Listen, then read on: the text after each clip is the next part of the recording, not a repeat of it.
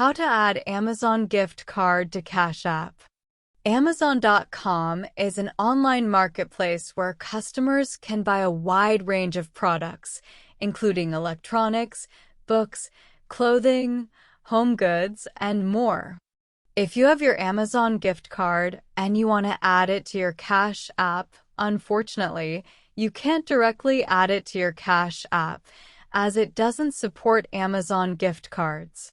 However, we can try to send the balance from your gift card to your Cash App through your bank account. For that, just open up your Amazon account and log into your account.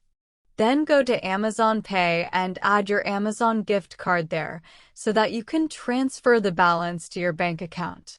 So first click on Add Gift Card. Then enter gift card code and click Add Gift Card to Balance. Then click on Send Money option. Click on Bank Transfer. Enter bank details and send the amount to your bank account. Then open your Cash App account. Link your same bank account to Cash App.